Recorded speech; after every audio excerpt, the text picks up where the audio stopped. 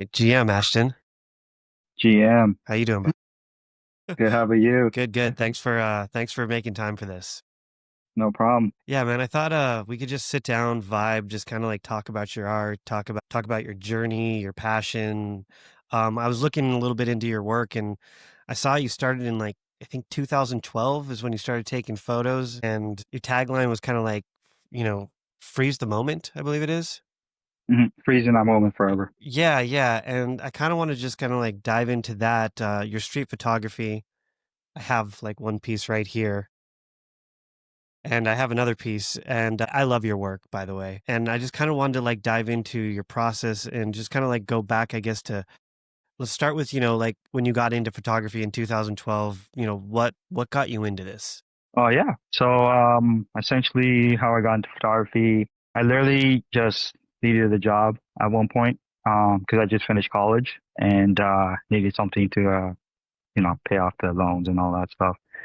And just went to school and just need to pay it all off. And then I just got a job offer to work at Best Buy at the time.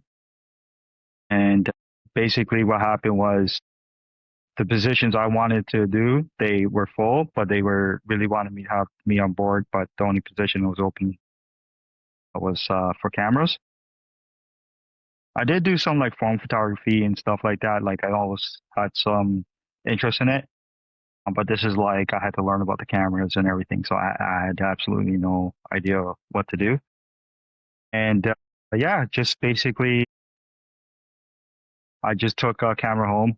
A boss let me take one home at the time, and was learning like some tutorials on YouTube how to do like a long exposure because I thought that looked pretty cool with the light trails and whatnot. And yeah, it was just like minus 20 degrees Celsius up there. And it chose the coldest day to go with the tripod. I borrowed my friend's tripod, and yeah, just it was like the Olympus EPN2 at the time, and tried it out and did some long exposures, and that was pretty cool. Eventually, like over the coming months, I started like saving up, kind of, little by little, and then I eventually jumped the bullet to buy my like first actual camera, which was the Olympus EPN2, and just kind of kept shooting, and yeah, just it was an unexpected thing in my journey, and yeah, it changed my life. When did you think it'd be more than a hobby and started actually becoming a profession? So essentially what happened was I started getting like attention. Back then I got featured on a few places. Well, first off, my first one was like if you remember Flickr, there was an explore page and I got on there quite a few times and I was like, okay, this is cool. And then my friends like, yo, you should start probably sharing your photos on Instagram. And I didn't think of that because I was like, well, it's probably like for everyday stuff, right? But I started sharing my photos on there, and just there's a bigger a community there, like a lot of photo people that does photography on Instagram. I didn't even know that. I was like, oh shoot, this is crazy. And eventually, eventually I got featured on one of like the Toronto photo pages, and they were like inviting me to come to a meetup to meet up some photographers and stuff. And yeah, I met some people that, you know, back in, I'd say 2014-ish, that are still friends with till today, just making friendships, creating bonds through photography and whatnot. And yeah, I was shooting every day. I was like, go to work and shoot. It's like nonstop. And I would edit, post like everything. And then eventually opportunities came up and yeah, That's amazing, man. So you picked up a camera at Best Buy, yeah. started shooting, started kind of getting more work involved, started picking up. What, I guess, kind of like what made you transition over into NFTs? Yeah. So I heard about NFTs. I heard about them in like 2018 or something. Like my friend was into like crypto and whatnot. I think BTC was, if I'm not mistaken, it was like 17,000 at the time, Okay. 26 around that. Yeah. So it was like I heard about the crypto and then I heard about NFTs. Like this is like very beginning, like heard about it 2018. So I was focused on other things. But basically 20 around 2021, obviously like everyone heard about the Big Beeple sale, and I was just like, first of all, it was like more like I was kind of getting interested because my friend was telling me like, yo, you should like check out the NFTs and stuff. And it wasn't really like to mint my work and stuff at first. It was more like to get a feel, like minting projects and stuff like that. I think the first project I ever minted was Crypto Trunks. And yeah, I was just like, okay, I got my wallet, so I'm minting on that, and then this and that, like I'm minting on that and stuff like that. But then yeah, I started reading Clubhouse like a lot of people did. Start Clubhouse in one time. So yeah, I just met a lot of people. Met a lot of people. I knew people some from back then from Instagram, but some people I met Brent dot renew like you, John. Like I never met any of y'all before, but it was like amazing to see a bunch of photographers in one spot. Um, and then yeah, just like got into like seeing people posting, posting their art, minting their art on NFTs and whatnot. And yeah, that kind of like made me interested. I'm just like, oh, this is pretty cool. What about And what yeah, about NFTs got you interested? What was it about them that kind of like, caught your eye? it was like more like I could sell my art online. Also, like, there's pretty cool like experience with the crypto trunks because I'm like rolling these trunks and then basically just like buying them. I'm like, oh, okay, this is pretty cool. And they're using crypto, right? But it's like all recorded on the chain that you're basically like buying all this stuff. And it's pretty, one thing I thought about was like authenticity because your wallet's tied to that and the contract and everything like that. So yeah, it's just like getting started. Like, oh, there's something here for art because a lot of people start doing the art there as well. So and it's like obviously if people do it, then there's other people that were doing it as well. Like there were a lot of them. So I was doing my research. I was like, you know what, let me give this a chance. And yeah, I like minted my first piece. It was like on OpenSea, like open contract. I didn't know anything. No one knew anything.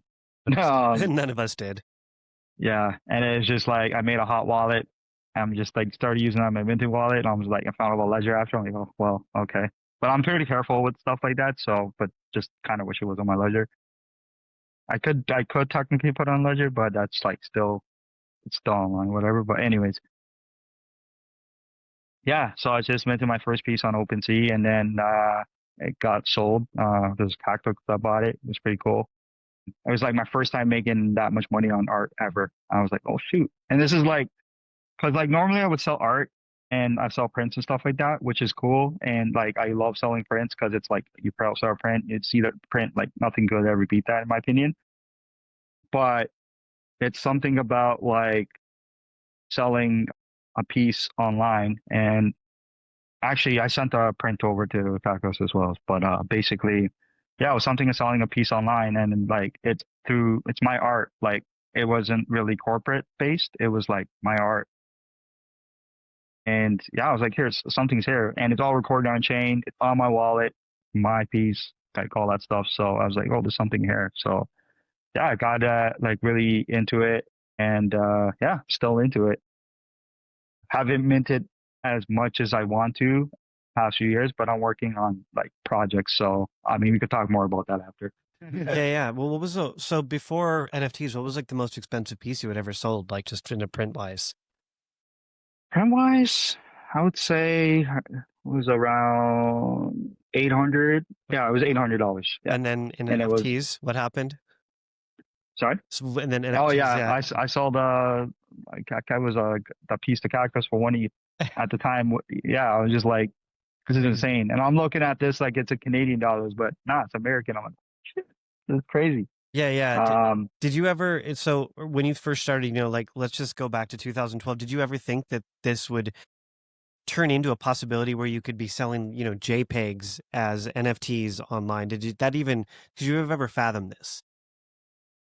no, just like the only way to sell it was like prints. But even then, like I was just doing it because I liked it, right? I didn't expect any of this. Yeah. I just like taking photos and sharing it with the world and just like vibing with people. Eventually, I just like I created my own niche and style and whatnot. Went through the trials and errors and all that stuff. I feel like as a journey as a photographer, we still go through all that till the day we die. So it's Yeah, like, yeah.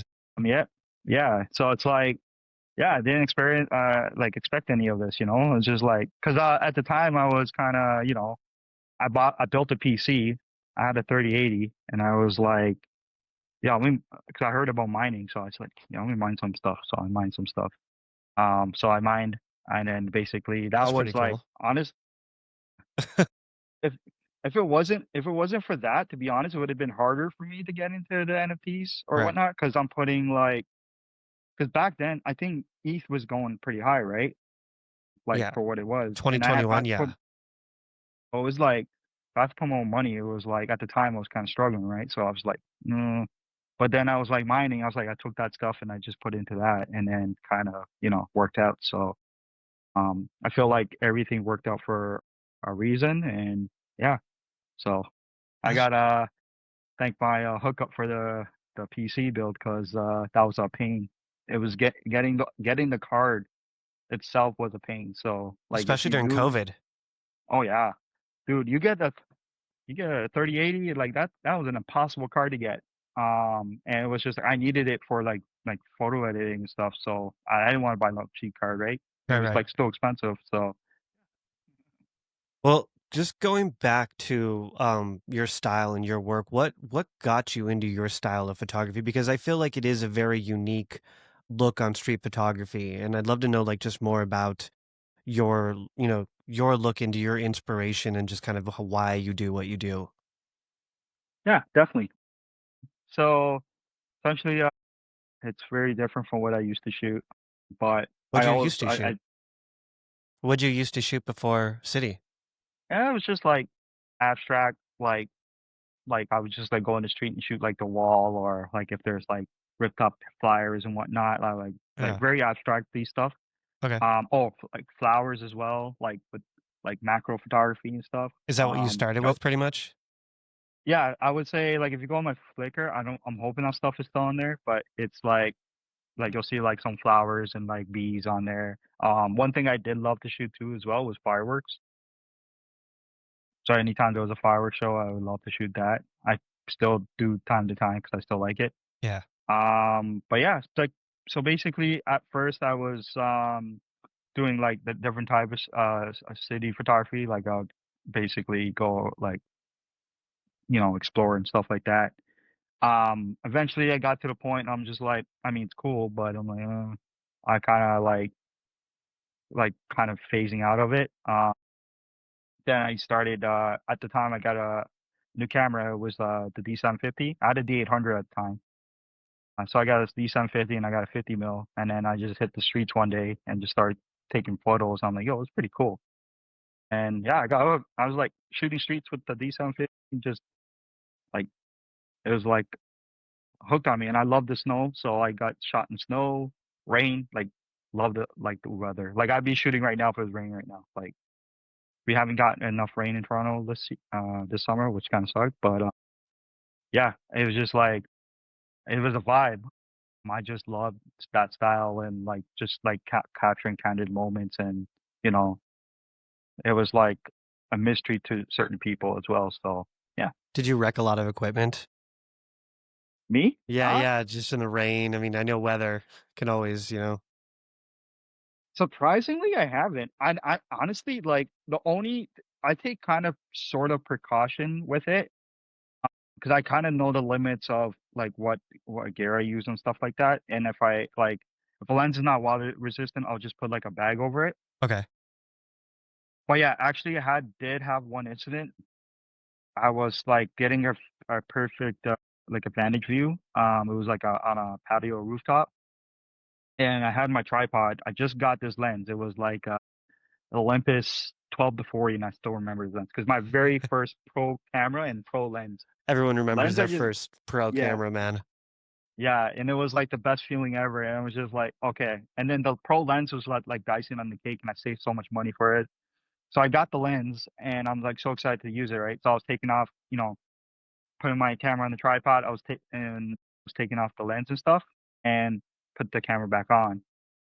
So what happened was I was just like, gonna grab the remote, the shutter remote for it, the camera to plug it in, and what I did, I used a photo plate. You have to snap those in. So basically, I didn't snap it in. So I thought it was snapped in, but yeah, little bit of wind hit it, and then just like the camera fell right on concrete, snapped right off. That sucks. Oh, that's the And I worst. and I just got it that day. That's awful, man. Yeah, so yeah, I was kinda that sucked. Yeah, But yeah. yeah, that was kinda like pretty much the only thing that happened. New York, I had a little thing. It was like my camera tipped over, but it worked out. The filter saved it. So, but yeah, pretty much. I would like honestly, I'm pretty rough with my gear as long as I know it can handle it. Yeah, yeah. When I got my Sony A7 IV, I'm so first thing I did, paranoid. What'd you do? I I just literally put the lens on. Next day, John, I go in the blizzard. I shoot it. You're crazy. I'm, like, so paranoid with my gear. I'm so Yeah, scared to get it wrecked. That's awesome. yeah. What inspired, like, your early work or just kinda, like, when you started doing, like, the street stuff, like, was there a certain artist or, like, certain thing that inspired your style? Yeah. So honestly, I just kind of like the night snowy vibes and just night scenes because it's so colorful and in the rain and everything bring out the light. And I just like taking candid moments of like people, just doing their thing and like with the nice scene with it, you know what I mean? And I would say like there's this one artist that is pretty cool. I kind of like the art is Fan Ho. Hope that's yeah. Fan Ho is like basically um uses light like amazing. Street photography is phenomenal, like back in the day. And a lot of people would say like my photography has like that Blade Runner feel, but I'm just like, what's Blade Runner? At the time, I didn't watch it, It's and super and cyberpunk, man. I know, so it's just like I never watched it, so I'm like, and they're like, wait, you never watched the movie? I'm like, no, man. He's like, wait, so how did? And they're like so confused, and I'm like, so I watch it, and I'm like, oh shoot, why did I never watched this before? So I watched that, and I watched 2049. So I'm just like, okay, so I'm on to like I don't even like it. I just like the style. 'Cause I like blue. That's my color. Yep. And it's just like the night vibes and just like the mystery and just like it's just like all that stuff is very enticing. Like I'll just like I mean if it snowed right now, I'd be like, yo, I'm going to shoot. Like I'm not gonna stop until the snow stops, you know what I mean? So Right, right. Yeah, yeah, it's extreme dedication. What was your learning process like? Because I mean, you picked up a camera at Best Buy, so obviously, like, you didn't go to school for it. no. Yeah, how did you learn all the technical stuff? So it was more like trial and error. I actually went to school like it was like a 2 month thing, but it was like very basic. Like I didn't really learn much about it. But like the technical stuff, it was more like trial and error. Um, and it was just kept coming to me, like, I would make mistakes and stuff, and then I would just, like, kinda correct myself. So, Mhm. it was just like shooting every day, like, eventually I got the hang of it, and I got, like, settings now dialed in, what ISO I should use at night, this and that, it's just it became, like, second nature to me. Yeah. So, it's just, like and I feel like that's when you keep, like, shooting and shooting, shooting. It's like practice, practice, practice, right? Like it's just like I had just had fun with it, and then eventually it just becomes like I pull up my camera, I already know what to do, right? So I learn from people as well, and whatever I learn, I teach them as well. So yeah, it was just mainly just kept shooting and learning along the way. Friends would give me some feedback and what I should do and this and that. I would learn and then basically teach other people as well.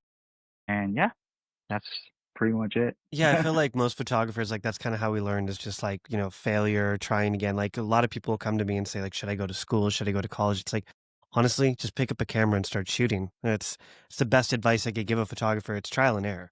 And, like, I think you're a great example of that. But, with your photography, like, you did, like you gravitate towards, like, rainy, snowy cityscapes. Obviously, this wasn't early on. You were saying you were doing, like, abstract. So what kinda, like, pushed you into your not your style, but just like, chasing cities and like your lights like this, like you liked them, but there must have been something that kinda, like, just was there, like, a moment or a shot or something that kinda, like, was like, "Oh, this is what I wanna do?" Yeah, I think I think there was, like, the skyline shots. I would see, like, certain, perspectives, and then I saw, like, you know, I shot the skyline, I'm like, "Oh, this is a pretty cool view." Certain times I would get views that people wouldn't normally be able to view, so I like show my perspective. It's also like finding those different perspective. It's like a game for me. So like, oh, okay, this perspective is pretty cool. So let me see if I can find it or like different vantage views and kind of challenge myself that way. And like in terms of street, it was like the everyday life of people, just people I don't know, but they have like their own lives, their own stories and stuff like that. And it's just like amazing capturing those moments that are candid that's just happening in front of me. Cause like when I see people like, walk by and I see their story and whatnot, it's like cinema to me, right? Um, and it's just like I treat it like, oh, this is like I look at the scene, I'm like, yo, it's a dope scene, but I'm just waiting for that moment to happen, like with a certain person that walk in the frame or, a subject or whatnot. But yeah, it's just like one thing I just wander because like you never know what's gonna happen. Like today, I just wandered to go to the store, the grocery store, and then, like, I saw this classic car. It was, like, a big ass baby blue classic car and had my camera on me. Like, I shot it. It's like, I feel like moments like that, I'm like, "Oh, man, this is pretty cool," right? Yeah. Like, I'm documenting history, but, like, with my style type of thing, you know what I mean? So, So you say you wait for a person to walk through your image. Is it like, do you have a visual of like what that person, is looks like? Like you have to sit there and sometimes wait for, the right well, person? it depends on the scene. Basically, if it's a silhouette, I could kinda be a bit more flexible, but, Mhm. like, there's been scenes that I'm like, "Yo, I got a color match." So, I'll wait for a person that's like, "Yo, if that person's wearing a red jacket, I'm good, yo," and I'll Game wait. over. Yeah, so, like, that's it, but then there'll be like you know what I mean? Sometimes Yeah. I'll wait, like, it'll happen, like, instant. Sometimes it'll be, like, an hour. Okay.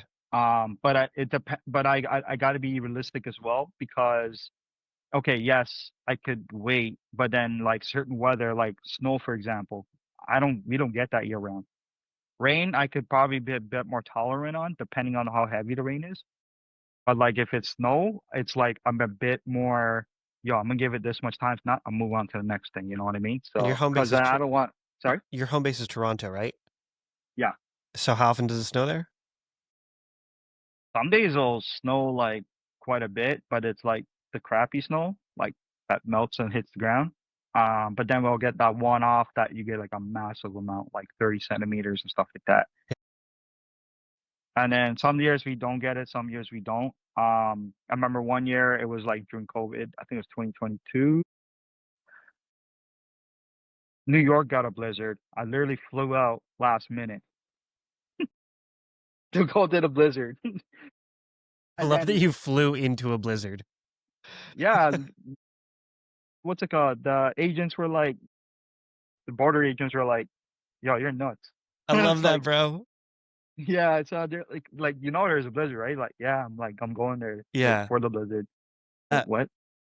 Caught them off guard so bad, but it was like amazing. But yeah, that year it was like Toronto had a blizzard and then New York had a blizzard. So sometimes you'll get like two amazing times, but then there'll be years that you'll get like nothing. Like it's cold as hell. There's like very little snow. And then it has to snow enough for me to make it worth it to go out and shoot because then the snow could die down by the time I get downtown and stuff, right? Or the area I get in. So I usually wait for like a huge dumping and that.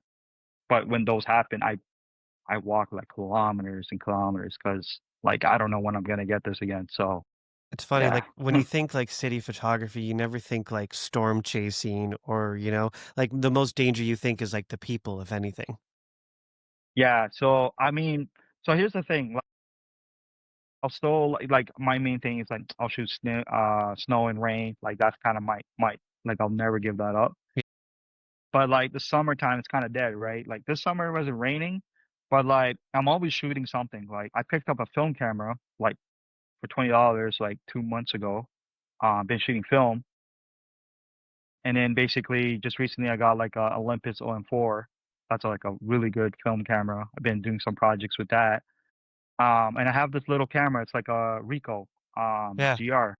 Yeah, that oh man, that thing has been like life to me. Like my next project with that is gonna be sick. Uh, but basically, yeah, the Ricoh, like it's entered my life. It's like the best thing I've ever bought, like bar none.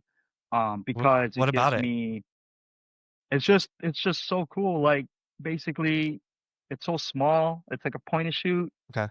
and you're just like walking around on the street like with a point and shoot. But the thing is, it gets you like walking in areas that you wouldn't think of. And like I could go like be going to a friend's house or like doing some normal thing. It's always with me. And then like what the best part is, I could plan for future shoots with that, like in the snow and rain with Okay. like when that happens, I because gotta I I gotta I pull could this yeah. camera up because I feel like I know what it is, but I'm not 100%. How do you spell it? So it's RICH Okay. H. GR. Ah, yes. Okay, cool. Yeah, yeah, yeah. Yeah, That's that's rad. So just like it's smaller, kind of just I see. Yeah, yeah, super compact. yeah. So when you're not able to get rain shots, storm shots, you're not. What are you shooting off your off time during Um, summers? so basically, I'll shoot the streets. Yeah. I actually have a second Instagram account. It's called ash.no. I post it. It's like it's mostly monochrome, but with a bluish tinge. So that's like more of my experiments and I shoot every day, whatnot. So it's kind of a different side versus like the other stuff I've been shooting. Yeah. I kind of separate it because it's like kind of two different worlds in my opinion. I But didn't know you had a basically, second account. I'm gonna go look at it right now. yeah, I didn't know you had a second account. a lot of people don't know. Yeah, you don't advertise that, do you? I kind of do on my stories. I should probably just put on my main profile, like just to just have the tag there. But I just like people's reactions when they see that. They're like, "Oh, this is like Oh, so this is a different side." street photography. Yeah, This is different.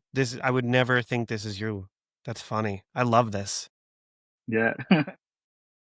Yeah, you have such a unique perspective when it comes to photography. I feel like it's not just like you're editing, but like I mean, here's an example like that.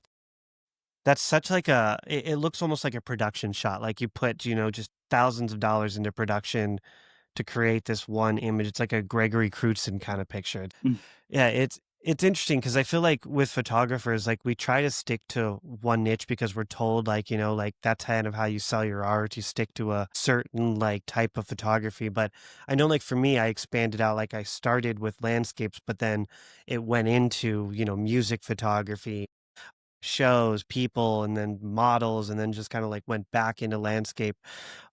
Did you have that experience where you kind of like went into the cityscapes and then were like, I'm not sure if this is going to really work for me. Maybe I should try something else for a little bit. What was kind of your experiences with it, just finding like what worked for you? honestly, it was like a lot of it's about like feeling. 'Cause if I don't feel it, I'm not gonna like shoot it. I'd rather like shoot something I like or feel. Predominantly, that's kind of street right now. Cityscapes, I'll still do that here and there. But I feel like I've been there, done that. But if I do shoot cityscape, it'll be mainly with a drone. Cause like yeah, so like I've done like mainly I would say for the most part, like if it's a CD shot, Mhm. it's gonna be with a drone. Cause I get different perspectives and whatnot with it. I find it more challenging and more fun and different too, right? But basically, yeah, just it was more like just I don't know. It's like street is like always like there's always something. Mm. But then like if there's a six cityscape shot or a sunset, I'm gonna shoot it, right? If I'm around the area and whatnot. Right. But like with streets, it's like I just walk around the street right now and it's just like there would be something. Walk me through that process of like actually spotting something on the street and like finalizing it as a piece that you want to produce. Yeah, just so essentially I'll just be walking, just doing my thing and just, I'll be vibing. And Headphones. sometimes I'll have headphones, sometimes I won't. Okay. I just like to hear the sounds of the streets, like Yep. just I just like I find it a bit more I'm included in it You know what I mean? Like sometimes I'll have music, but it's just like it kind of uh distracts me sometimes. If that makes sense. Mhm. But basically, if it's like mostly I'll just like walk down the street. I'll have like what just like listen to the streets and stuff like that, and I'm more focused because then I can listen. When I listen to things, then I'll just like, okay, this sounds interesting. Or the best part is I could hear a car coming because I know what cars sound like. Like if I hear a V8 coming, okay, this might be a muscle car, so I'm gonna like look back. Or I hear a V12, that might be a Ferrari coming up, you know. Yep. So like stuff like that. Um, but yeah, like I'll be like these certain times I'll just keep walking, walking, walking, and then I'll just like turn left, turn right, and then I'm just like, well, shoot, this looks sick. And then I'll just like kind of chill there for a bit, and just hopefully a subject or whatnot comes in frame, or sometimes it doesn't even need a subject. Like the shot is already built as is, so I just take the shot. And yeah, like with those shot that Instagram page you just saw, Yeah. that's like straight JPEG. I haven't really edited those. I just like did everything in camera and just post it. So it sounds like the shots kind of find you. Is that okay? So do you Sorry, John. no, no, go ahead. No, please tell me. No, it's crazy because like I just got a film camera, right? Uh, And then it's just like all these old school scenes or cars have been finding me. And it's like, okay, something's here. Like it's guiding me this path, like because normally that doesn't happen. right. But yeah, so I feel like when one thing leads to another, like it's inevitable, right? So Yeah, so like as a landscape photographer, like my workflow is usually like I'll find a spot, sit down, and then go to it, whatever amount of times it takes to get that visual that I, see in that picture. Where yeah, is there any like is there been a moment where like you find a scene and you have to keep going back? Because like I know there are some images that I've seen of yours. There's no way that you didn't like see that scene and go back to it multiple times and visit yeah, it. Yeah, like there has to be some places where you've just gone and waited for that moment or whatever. yeah. So there's multiple. If there's this one piece called One Alone I minted, Mhm. basically on OpenSea. Uh, that piece is like a person walking across the road with an umbrella, and the roads are almost pretty much completely clear. That took me like 5 attempts, Yeah, I bet. and it was like the most frustrating thing in life. It was like because the rain is nice and everything, right? The ambience and whatnot, but then there'll always be that one obstruction. It'll be the car. Mhm. It'll be someone that just parked there. It would just be like, okay, this person has an umbrella but doesn't open it. They just walk in the rain, and we have people like that do that for some Mhm. reason. Yeah. It's just like there's a lot of obstacles, or like something just enters your scene, like because I'm shooting, and then they just stand there, and like I'm like, move, man, move. Like like Right, right. there's so many, yeah. So yeah, like that one scene is a perfect example of that. Like, okay, I just like, here you go. It's raining. I can't waste my time here. I tried. I'm gonna come back next time. And then I did it a couple times over and over, and then I eventually got it. So, oh yeah, there's definitely been times that I just have to come back for that scene for sure. Yeah, I wanna kinda go back also, like, I think, like, to the early beginning because I feel like you do have, like, these structured shots, you like the sound of the streets. Like, was your childhood kind of, like, grown up or did you grow up around art? What was it that kinda, like, steered you towards, like, this artsy, creative, like, vibe that you have? Yeah. Well, like I grew up in like not like a pretty good neighborhood, right? So it was just like I wouldn't say rough growing up, but it was like there was trouble and stuff like that, right? But Is that kinda like where the sound of the streets comes in? Where you kinda just that's a comforting thing? yeah, I would say it's kind of like I'm just used to listening to stuff like that. Also, I like to always be aware of my surroundings. Okay. So when I have music on, like that's like I'm not aware of my surroundings because the music's pumping, right? So I'm just like, yeah, I could look around and stuff, but I want to be able to hear things, right? So like if someone shouted or something, like I want to be able to hear that, right? Yeah. Um, So your childhood, basically, it was rough. There were some yeah, things. yeah. So yeah, basically, yeah, it was just I've been used to that. I just one thing is like I just like one thing that I do like is like historic things too. So sometimes you'll bump into like a old convenience store or old building and stuff, and I'm like, oh, this is pretty cool. Like, I want to take a picture. Also, like, I just like to walk, like straight up, just like walking, walking, walking. Especially like if I go to a neighborhood that I've never been to before, like it just excites me because I don't know what I'm gonna find there, and I'm just like, and I've found some crazy stuff that I've never seen in Toronto before. So I'm just like excited and just like there's always something new, always. Could be Yeah. the weather, it could be raining, it could be snowing, it could be like they're tearing down that building, could be a car in front of there that's nice. Um, certain group of people, like there's so many scenarios that could play out, but it's like one scene. Yeah, I always find it just like really interesting, like just how like our like younger years affected how we like are as artists or as like as we are older. Because like for me, like I grew up like in the outdoors, like I was doing a lot of outdoor shit growing up, going camping. I even like went to summer camps and things like that, like, kayaking, river shit. So it was like I was always out in the outdoors. I think that's like kind of what grew like my affinity towards like landscapes.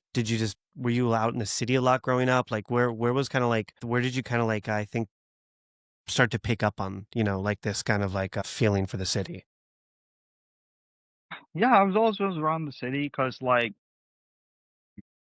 I wasn't too far from like downtown and stuff like that. I can literally take like a streetcar, one streetcar, and I'm like downtown. It'll take like a half hour, and Yeah. it's like, and we always go down there and chill and stuff like that.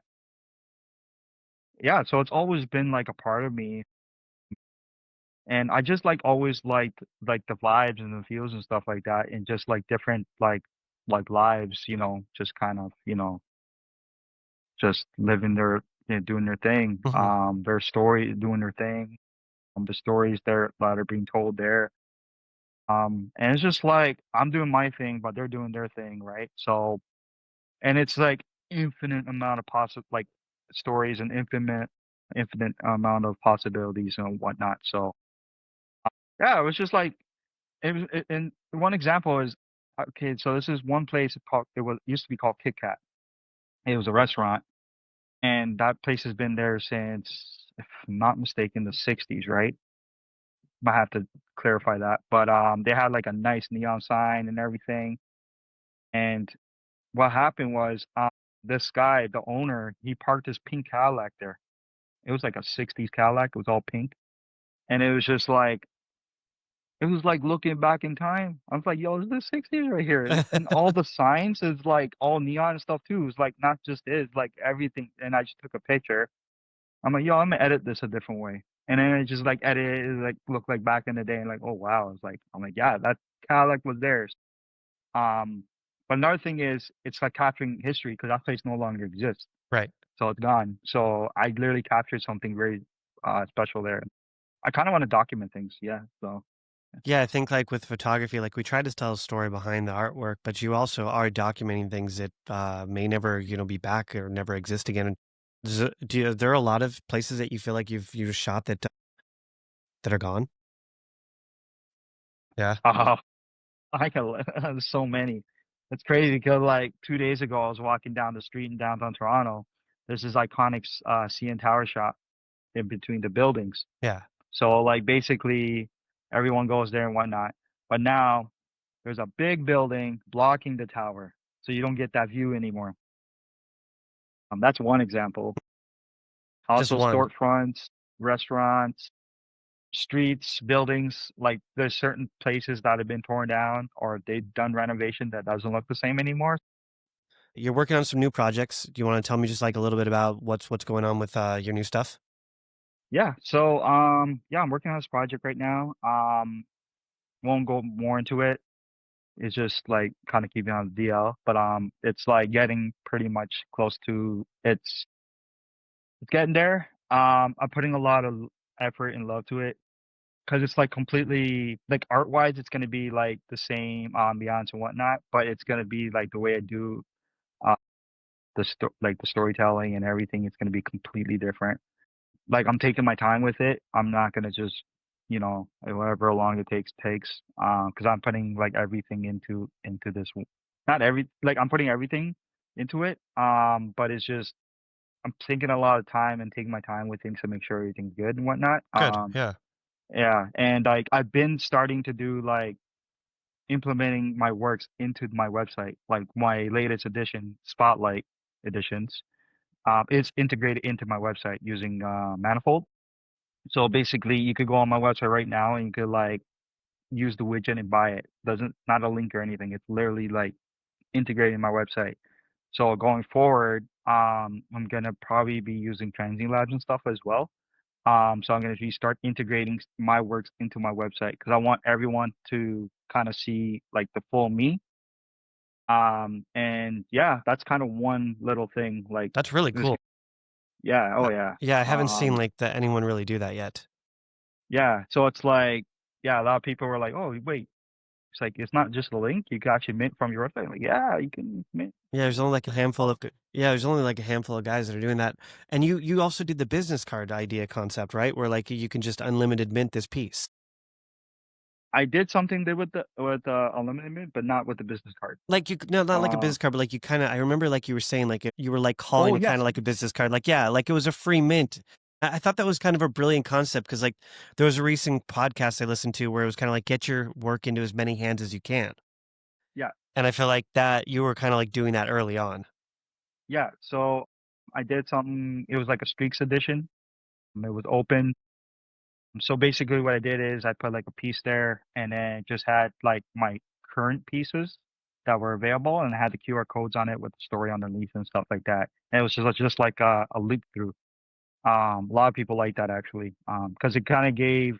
Also, I used the whatchamacall, the attributes, where you could put stuff in, and I literally put everything about me into those attributes, like what shows I like, food, camera, all that stuff. Everything is in there. So it's like yeah, like you would say, like a little business card, like about me, but like NFT, like what's Yeah. available and whatnot. I always Yeah, thought that was like a really cool idea because I never like you were one of the early people that was like doing this concept of like handing out basically a business card as an NFT and you could mint yeah, it. You could just have this piece in your wallet.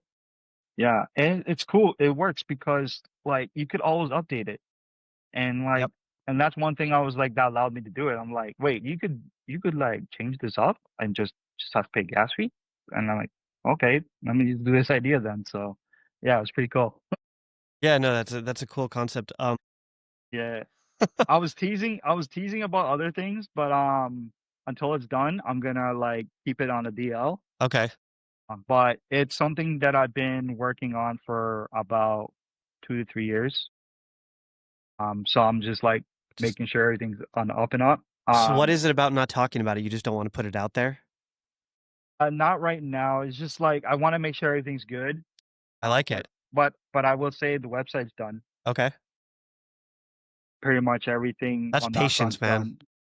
Oh, dude, like I just like thought about it. I'm like, I'm putting all this work in, like, and it's like it's just so much behind the scenes. It's like I went through so much stress and stuff about it. So I'm just like, because I'm just like, I want this thing to be nice, right? Like Yeah, I want to be happy about it, right? So I'm like, at the end of the day, I'm like, if I'm not happy about it, I'm not gonna put it out, right? So like get that. basically, like the major things are done. I'm just like waiting for, like, okay, let's say the market's getting hot. I'm gonna like, okay, I'm gonna wait. Like there's certain things I'm waiting for as well. Yeah, smart. But my major thing is like the site. The site is done, and like I can mint that right now if I wanted to. But I'm waiting for certain things to happen first, and I gotta do something things first as well. But yeah, it's just it's like I'm gonna be doing a different direction with this, and it's not like I stopped minting. It feels like it, but I've been working behind the scenes on stuff, and that's why I'm still active in the space.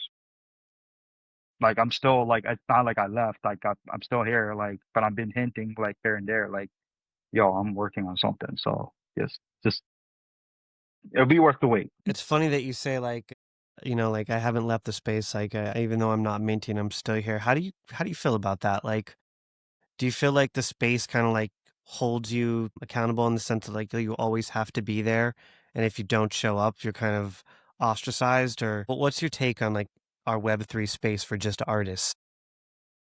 I mean, I feel like you gotta do what's priority, right? Yep. Got bills to pay and stuff like that. You gotta do you, right? I mean, I got bills to pay, I gotta do me, but, I love the space a lot, so I'm still active here, right? Yeah. Like, I still show photos and stuff, but I haven't minted in a while. I'm like, I'm gonna mint with intention. This project is gonna be proof of that intention, right? Well, I know you love And the this space in the community because, like, dude, you were an early minter of chunks. Yeah, oh yeah, the chunks, man. Yeah. I was thank you for the gift on that one though. Appreciate it. Dude, the Uh, chunks are so funny, bro. yeah. But yeah, like, Um, what's your just kind of like what's your take on just, like I know the community it can be a lot. Like, like you have to kind of like adapt to a whole different mentality because I know for a fact like that you're an introvert as I am. Like, like you definitely like in social situations, like mass amount of people, we kind of like try to just like go to a corner and just veer off. So it's like with this community aspect of it, have you ever like been a part of like a big community like this where you have to like show up, talk about things? Like, what is this like for you as an artist, especially? I mean, there's always gonna be changes, right? Right. We just gotta try to adapt and whatnot. But also just like kind of, just kind of show up, stay active if you can. Like you don't have to be here like 24/7, you know what I mean? But like kind of show like, like because if you sold here, like we got something here, like kind of, Hmm. show love to it. Uh, but basically, yeah, trying to adapt and stuff like that. It's not easy to be Hmm. quite honest. But I do have a lot of friends that, stay active and like basically we interact with each other. Like I like their stuff, they like mine. Like basically I love their art and they still do their thing. And I met new friends, like I'm a lot of people. But yeah, I mean, like I'm still like here and like a lot of people still acknowledge that too, right? But adapting, it's like it's always something you have to do, adapt and whatnot. But space is not going anywhere, right? So No. just kind of go with the flow with it. There's gonna be times that like, yo, you do big, some day times you'll just be dead, right? I mean, that's just how things work. Kind of why I'm taking my time with things right now. Yeah. Um, and yeah, it's just like I met a lot of new friends, and I still stay active in certain places. Like I'm in Click Create Discord a lot. Like art, like there's a Discord I'm in. Also like it's like certain chats and stuff like that. We just like talk about, but like I just like commingle with people, right? And yeah, just because I genuinely like it, right? And yeah, I would say like the latest thing I did was just like I submitted a meme card. And basically I'm just hoping it's my second attempt. So the first attempt and then the second attempt. So I'm hoping this one works out. But I just submitted it. It was like, but I'm kind of active in that community as well. Because they're doing some building there as well. And yeah, just I'm always on. Like I may not like look like I'm just like just like on top of it things, but like I kind of see things. So like when I say, "Oh, I've been following you on this project," they're kind of shocked, like, "Oh shoot, you've been following?" I'm like, "Yeah." I kind of like observe things a lot. So Yeah, I remember, like, when the community, like, mounted up and got together and, when you weren't on Super Rare, and everyone yeah, was that was tweeting, "Get Ashton on Super Rare." yeah.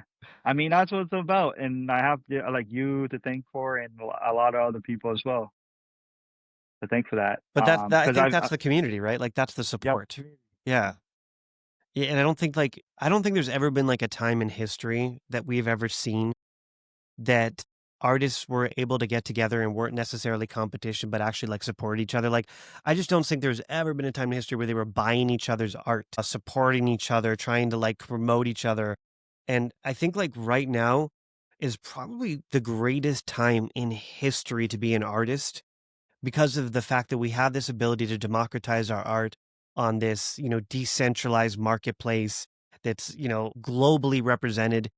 And I feel like it's changed the game for all of us, especially with like NFTs. And it's just like there's never been just a more informative, easier time for us as artists to just create. And And it's just like the opportunity. I think like what we're witnessing right now is just honestly like a digital art renaissance. Like if you look back at like, back when the Black Plague happened, wiped out everybody, then you have like this renaissance period where you just see all these incredible creations, art, technology, science.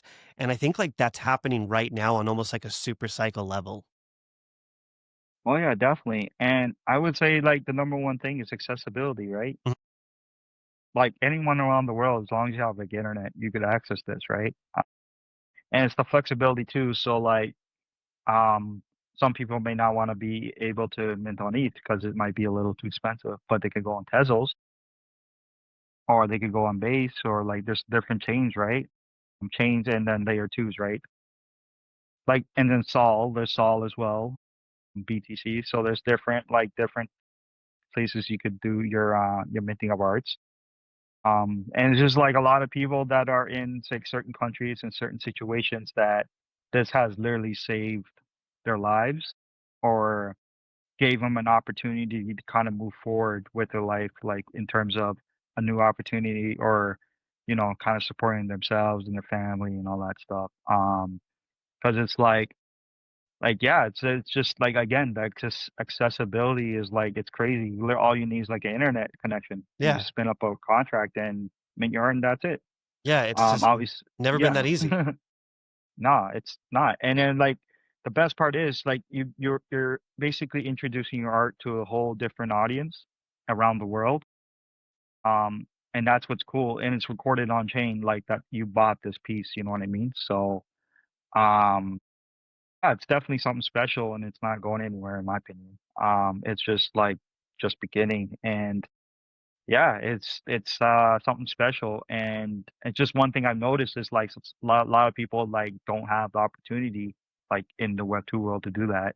Yeah. It's very hard, especially like if you're in like a certain situation or like it's tough, right? But like this kind of gives you an opportunity. Like if someone likes your art, they're gonna buy it, right?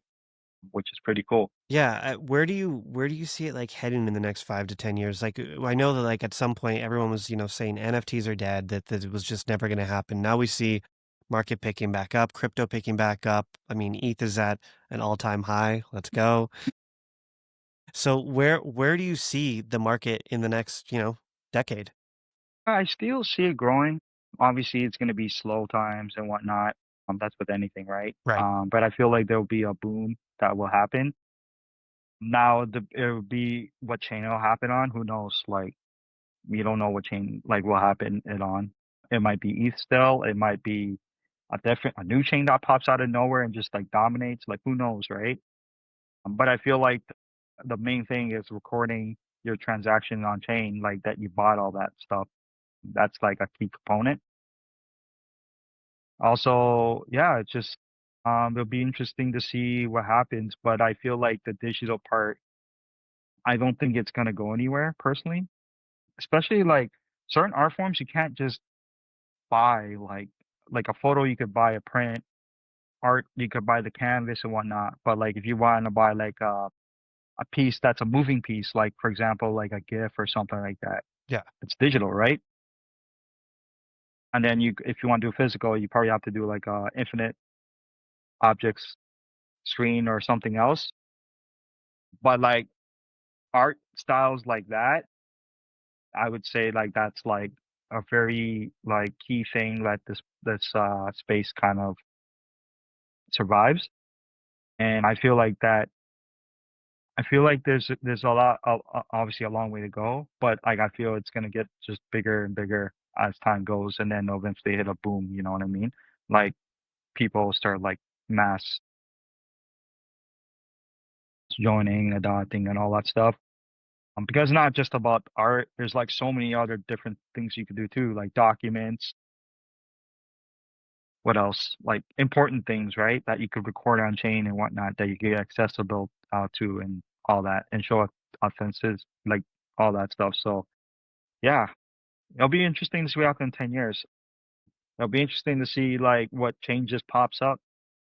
It's just Yeah. like this is the chain for art, you know what I mean? Like who knows? Like it's so like unpredictable and it's like we're just here for the ride, man. Like No, we are, and you said, like, there it's just, like, it's a place for authenticity, and you were saying, like, it's for other mediums. Do you see yourself branching to any of these other mediums, like films or books or anything like that?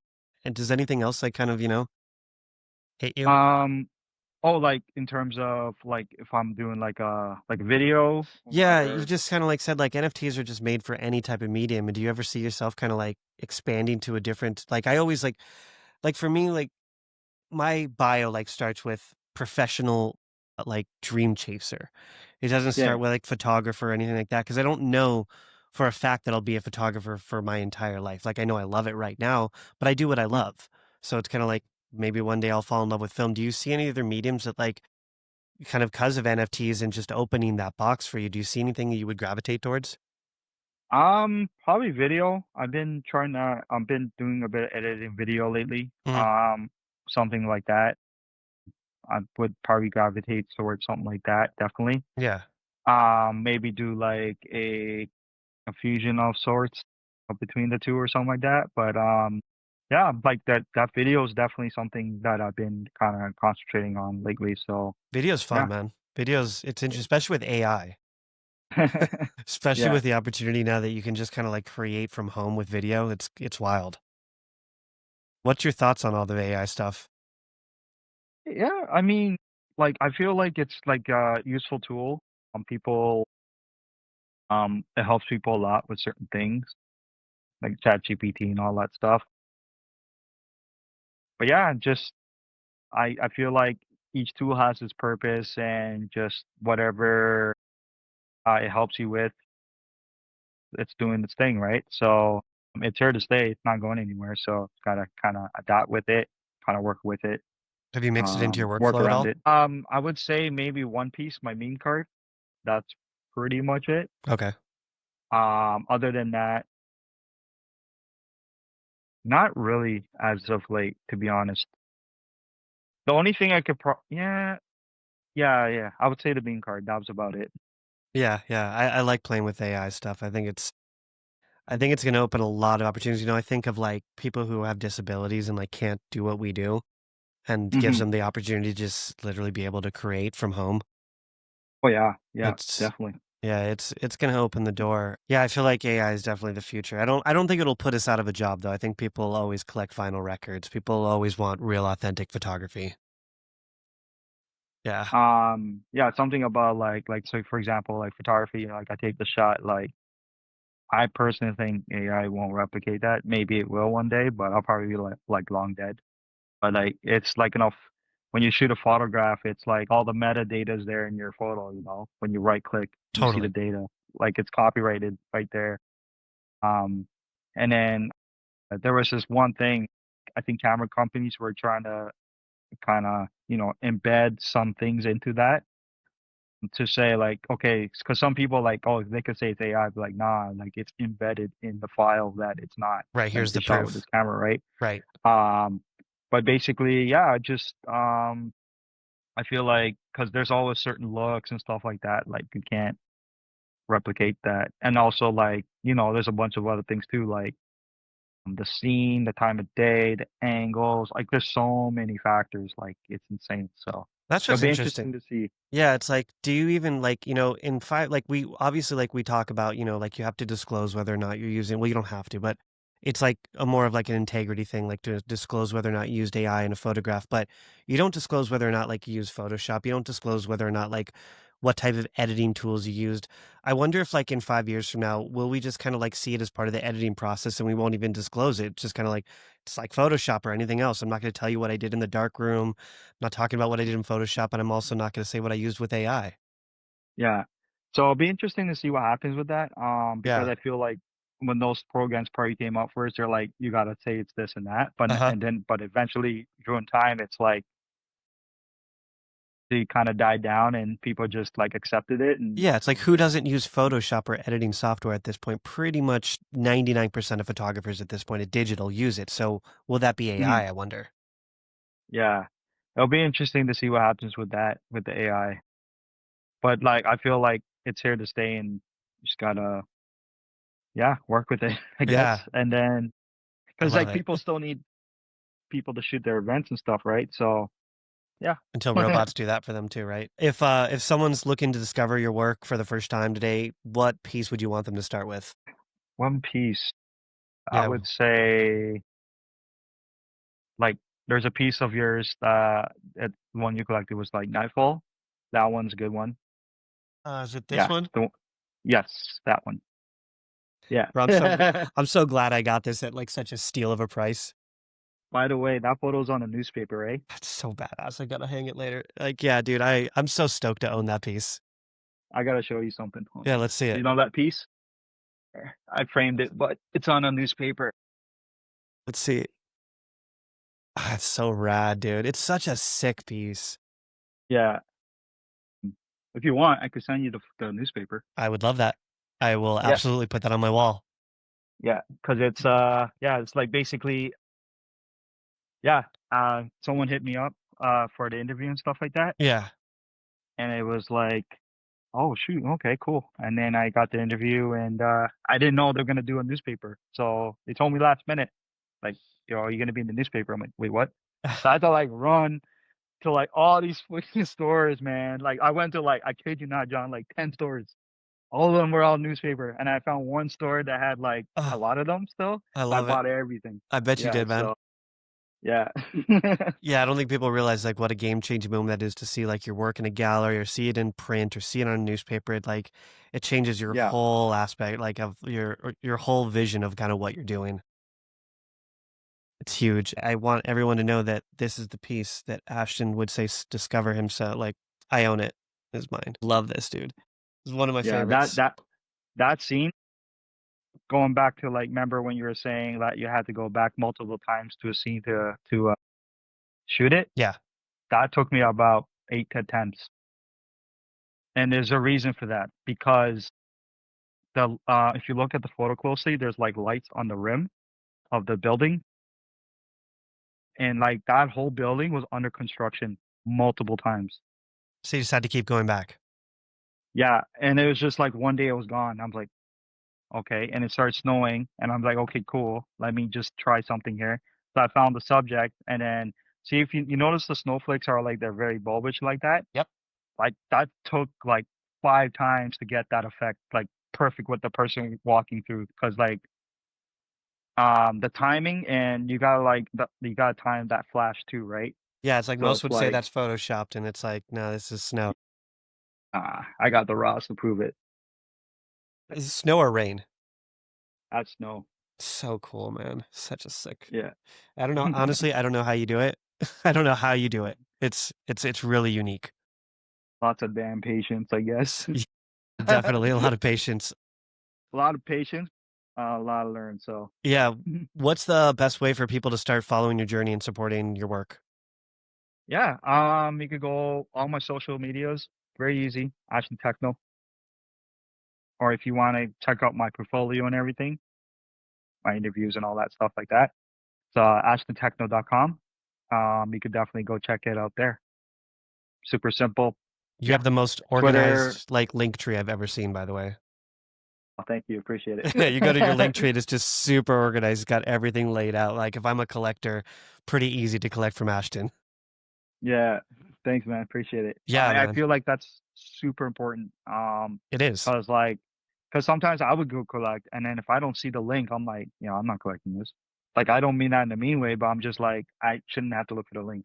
No, you Like shouldn't. it's You kind of, should never have to look for like search for the work. It's kind of like if I want to buy it, it should be right here. yeah. So it's like you got to make sure everything's on the up and up. Because it doesn't just stop when you post your work. You got to make sure all those links are whatnot. Because you never know. Like no one, someone could be looking at your profile right now. You You never know what I know. mean? So you just never know. Yeah.